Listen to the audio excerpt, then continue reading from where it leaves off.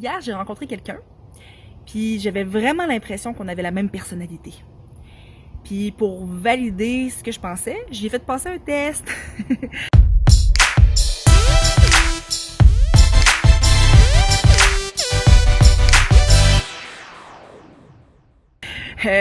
L'an passé, il y a une amie de parachute qui m'avait parlé de ce test-là sur Internet qui s'appelle 16 Personalities.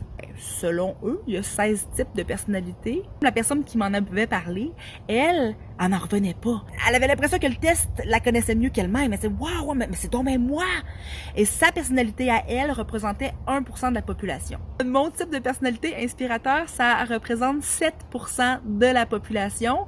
Et justement, dans ce texte-là, ils disent « On peut facilement se reconnaître dans une foule entre nous, les inspirateurs. » Et c'est justement ça qui est arrivé hier. J'ai dit, toi là, j'ai vraiment l'impression que t'as le même type de personnalité que moi. J'ai fait passer le test et savez-vous quoi? Son résultat, c'était spécifiquement ça. Salut! Allô? J'étais avec mon amie Jacinthe en ce moment. Elle aussi, je viens de faire passer le test de personnalité, puis c'est une inspiratrice, puis je lui ai dit avant que je me doutais que ça allait être ça. C'est pas comme les tests qu'on voit passer des fois sur Facebook, puis que c'est pro format puis que ça fonctionne pour tout le monde, là.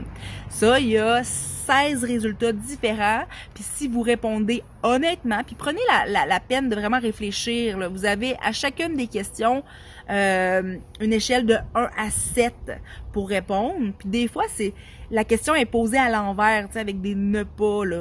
Fait qu'il faut vraiment prendre le temps de bien répondre à chacune de ces questions-là, puis essayer le moins souvent possible de répondre neutre. Votre gagne-pain ne m'intéresse pas.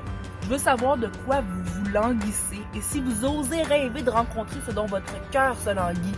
Votre âge, ça m'intéresse pas. Je veux savoir si vous avez accepté de prendre le risque d'avoir de l'air idiot pour l'amour, pour vos rêves, pour l'aventure d'être vivant. Tellement moi ça, je m'en fous là, de ce que tu sais, je veux savoir ce que le monde a en dedans d'eux. La personnalité inspirateur est un véritable esprit libre. Ils sont souvent l'âme d'une soirée, mais à la différence des explorateurs, ils sont moins intéressés par l'excitation et le plaisir pur du moment présent que par l'appréciation des connexions sociales et émotionnelles qu'ils établissent avec autrui. Charmant, indépendant, énergique et compatissant, les 7% de la population qu'ils représentent peuvent certainement se repérer dans n'importe quelle foule. C'est ça que je te disais. Puis là, ça fait 2 fois en 2 que je ne me trompe pas. Elle doit être une inspiratrice. Je dis non, attends un peu. Là, je pense qu'elle doit être avocate, tu sais. Mais non, j'ai fait passer le test, puis elle aussi, c'est une inspiratrice. Il suffit d'une idée pour changer le monde.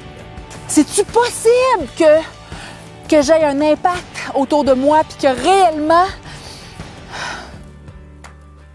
je change un peu le monde? Oui, j'y crois. Cela dit, les inspirateurs ne sont pas que des séducteurs sociables. Ils ont tendance à considérer la vie comme un grand puzzle complexe où tout est connecté. Je lisais chacun des paragraphes en me disant « Hein, c'est donc ben moi! C'est vraiment moi! » Mais, à la différence des analystes qui ont tendance à arborer ce puzzle comme une série de machinations systémiques, les inspirateurs l'abordent au travers d'un prisme émotionnel, compassionnel et mystique, et ils sont toujours à la recherche d'un sens sous-jacent. Ah oui, c'est... Ça valide un peu la manière... Valide, ouais, ça me rassure, on dirait que ça l'éclaircit les choses. Les inspirateurs sont redoutablement indépendants. Et ils recherchent la créativité et la liberté bien plus ardemment que la stabilité et la sécurité. T'es d'accord? Assez d'accord. De nombreux autres types de personnalités sont susceptibles de trouver ces qualités irrésistibles. Et s'ils ont trouvé une cause qui met le feu à leur imagination, les inspirateurs y consacreront une énergie qui les projettera souvent sous les feux de la rampe. Je vous cache pas que quand j'ai eu ce résultat-là, j'étais contente. Ça, c'était l'été passé, ça s'est passé. Déjà l'été passé, je pensais faire un vlog un jour. Ouais, ça a été peut-être un petit peu plus de gaz dans ma chaîne qui a fait en sorte que le projet s'est un peu concrétisé, là. C'est pas mal ça que je suis en train de faire, là. Soutenus par leurs collègues comme des leaders et des gourous, mais ce n'est pas forcément cette position qui attirera les inspirateurs et leur amour de l'indépendance. Pire encore, ils peuvent se retrouver sous le coup des tâches administratives et de l'entretien de routine susceptibles d'accompagner une position de leadership. L'estime de soi des inspirateurs dépend de leur capacité à trouver des solutions originales et ils ont besoin de jouir de la liberté d'innover, alors que s'ils se retrouvent piégés dans un rôle ennuyeux, ils peuvent rapidement perdre patience ou se décourager.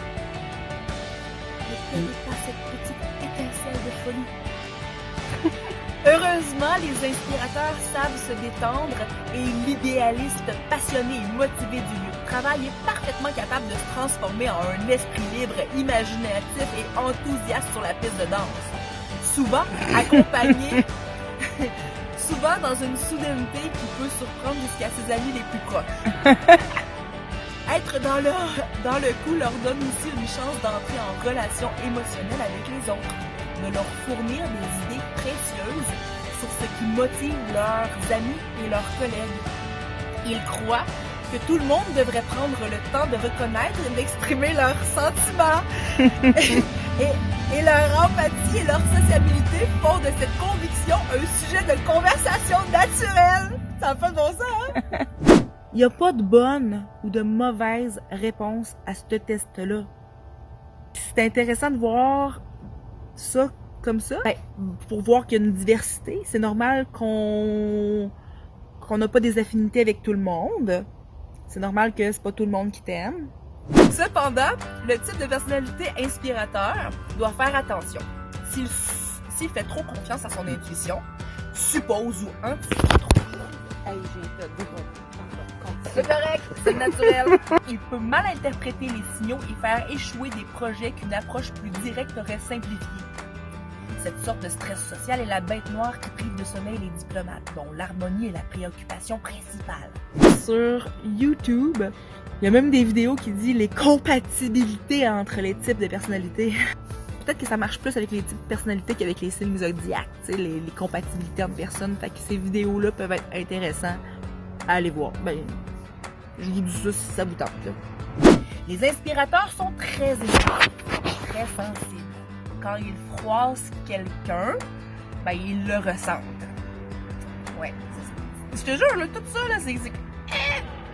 Les inspirateurs passent beaucoup de temps à explorer les relations sociales, les sentiments et les idées avant de trouver quelque chose qui leur semble vraiment authentique.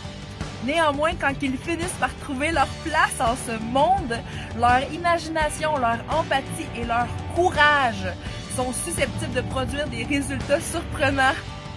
À vous! Ouais. Ah, je suis obligée d'être d'accord. Je vous mets en commentaire le lien pour aller passer le test et écrivez-moi en commentaire c'est quoi le résultat que vous avez eu. Si vous êtes nouveau sur cette chaîne, n'hésitez pas à vous abonner. Cliquez sur la cloche pour activer les notifications et laissez un pouce vers le haut pour me soutenir.